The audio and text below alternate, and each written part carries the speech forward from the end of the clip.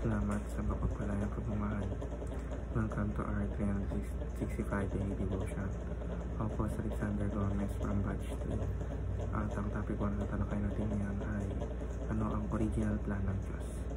Ngayon po ang ating pag-aaral ay tungkol sa Luke chapter 24 verse 27. At buksan po natin ang ating pusat-isip sa magandang salita ng Diyos. Sinasabi nito na, "And beginning with Moses and all the prophets, he explained to them what was said in all the scriptures concerning himself." Or sa Tagalog, at magmula kay Moises at sa mga propeta, ay piniliwanag niya sa kanila ang mga bagay tungkol sa kanya sa lahat ng mga kasulatan. Teachings number 1. The Old Testament tells us the original plan.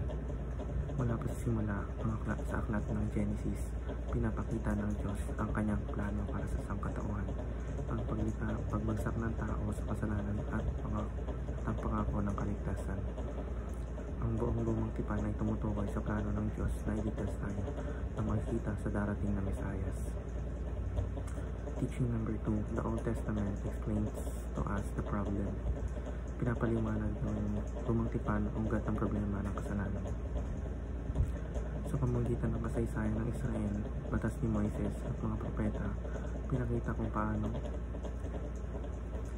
paulit-ulit na lumalabag ang tao sa Diyos. Dito natin nakikita ang lalim ng ating pangangailangan para sa isang tagapagligtas. Teaching number 3. The Old Testament promises us the solution.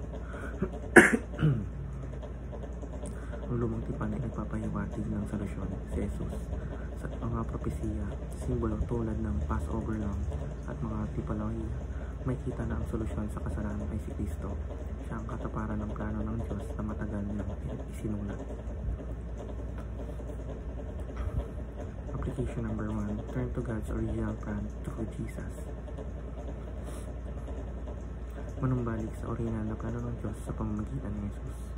Ang mundo ay puno ng sariling mga plano, ngunit ang tunay na layunin at kaganapan ng ating buhay ay matatagpuan lamang ni Kristo.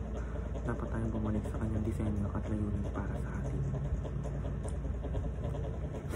Application number 2. Trust God's plan with patience and endurance. Magtiwala sa plano ng Diyos nang may pagtitiyaga at pag-asa. Hindi laging madaling unawain ang kilos ng Diyos sa ating buhay. Ngunit kung titingnan natin ang kabuuang kwento mula sa lumang tipan hanggang kay Jesus, may kita natin na laging may saysay ang bawat kabanata ng ating buhay, kahit ang may hirap na bahagi. Application number 3. Trace the story of Jesus throughout the Old Testament. Ang buong Biblia ay isang kwento ng pagtubos. Kung susuriin natin ang lumang tipan, matututo tayong makita ang mga anino ni Kristo, mga pahiwatig ng kanyang pagdating at misyon. Magugat tayo sa salita ng Diyos upang mas lalong lumalim ang ating pananampalataya. Yun lamang po ang aking devotions. Maraming salamat.